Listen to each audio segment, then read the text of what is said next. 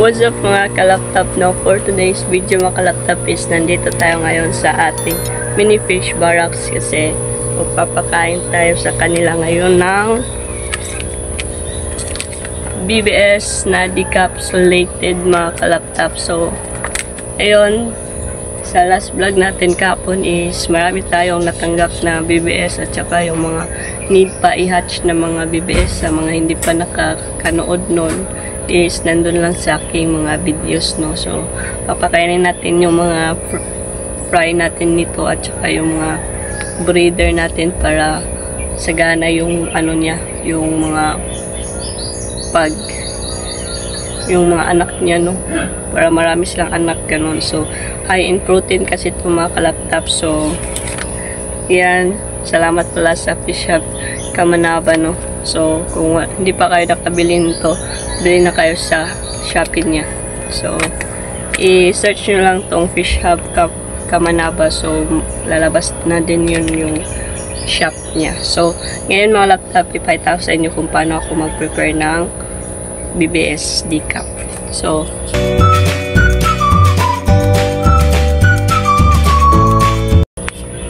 yan. May ano tayo, may baso tayo na konti lang yung tubig kasi nagdepende na din yan kung gaano karami yung ilalagay mo na decap. So, yan. Hindi pa kasi tayo nakabili ng lalagyanan talaga makalaptop na may hindi siya nakaganito.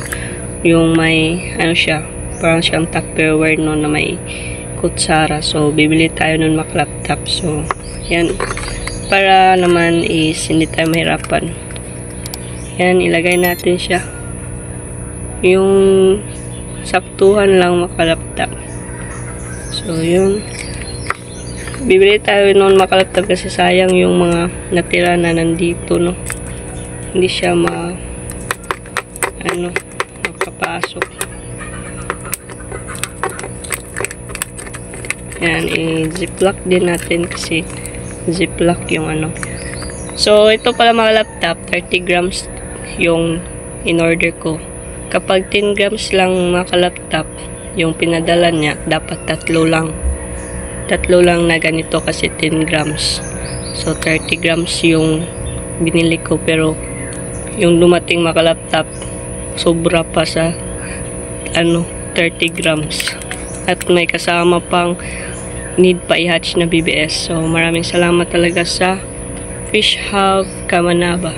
So, sa mga hindi pa nakabili ng mga ganito, no, super quality ng mga niya, yung BBS niya na decap at saka yung yung mga ibang product niya, no. So, kung gusto mong bumili nito is i-search mo lang ang Fish Hub Kamanaba kasi napaka-quality ng BBS niya. So, sa mga gusto dyan. So, ayan, nandito na yung mga natin, yung BBS. So, kailangan na lang natin siya i-shake and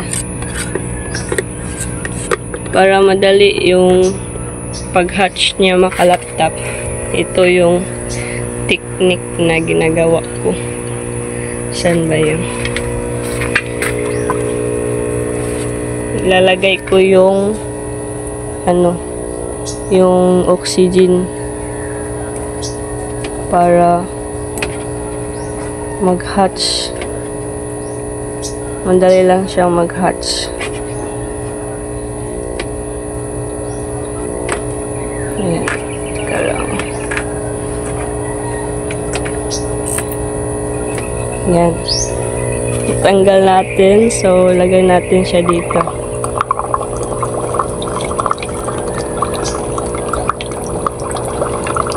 Ayan.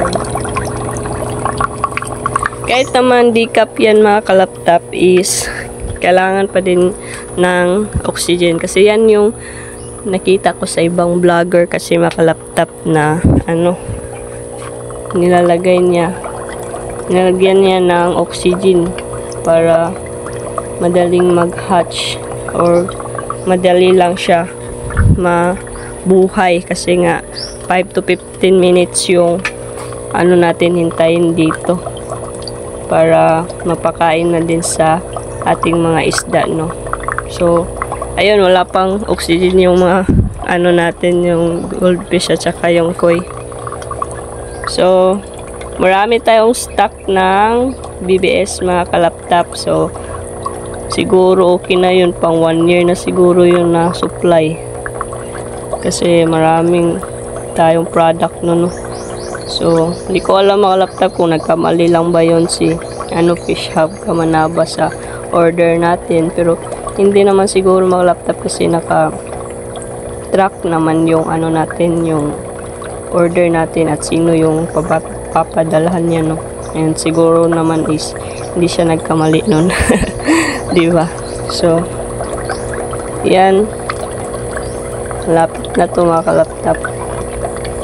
At maghintay-hintay kayo sa vlog natin mga kalaptop na mag-hatch tayo ng BBS talaga. Ito is decaf lang to. So mag-DIY tayo ng lagayan ng BBS na kailangan i-hatch.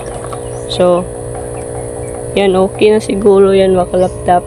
So pakainin natin yung mga fry. Tara, kainin natin yung mga fry mga kalaptop. Yan siya. Ganyan siya mga kalaptop po. Yan. Ganito siya, and lagay natin dito para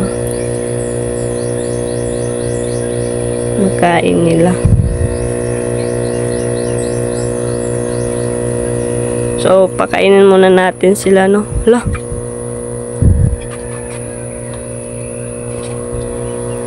na paano to?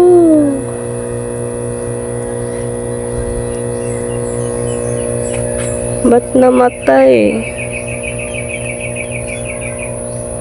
Namatay yung chocolate brown natin mga kalaptop. So ayun, kainin ko muna to mga kalaptop. Tara.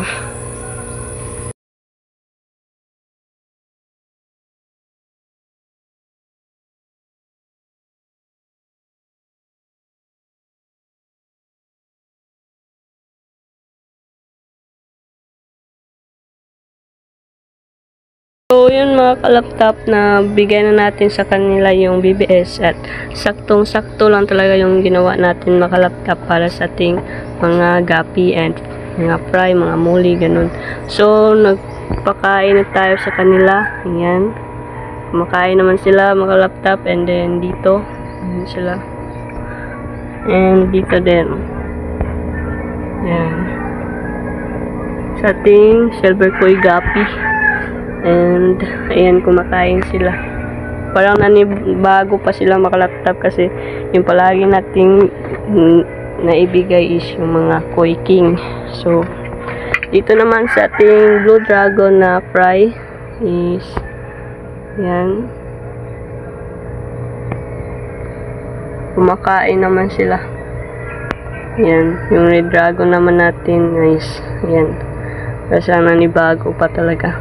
So dito naman sa ating tuxedo koi is yan, nanibago din sila mga kalaptop, kasi hindi koi king yung binigay natin. So yan,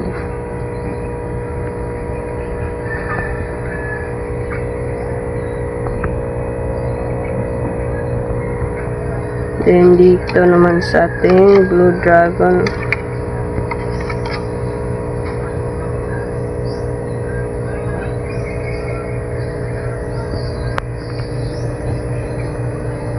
yan. So yun mga kalaptop, and kumakain na din yung fry natin dito sa black muli, and then dito, and lagay din natin dito.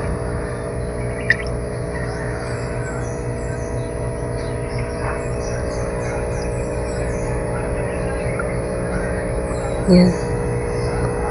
So, ayun mga laptop, okay na siguro yun mga laptop, no? And bigay na natin sa kanila lahat yung BBS and ayun. So, yun mga laptop, and natapos na tayo magpakain sa kanila ng BBS at sakto-sakto talaga yung pagdating ng BBS mga laptop kasi palaging umuulan dito at malamig yung panahon. And tamang-tama din yun sa ating mga isda kasi hindi sila madaling mag-digest kapag maulan yung panahon o malamig, ganun. So, kailangan talaga nila ng BBS or kahit na anong live foods mga laptop na ibibigay nyo, no? So, yun lang siguro mga laptop, and see you in the next vlog sa next na mag-hatch tayo sa ating BBS. So, yun lang. Peace out.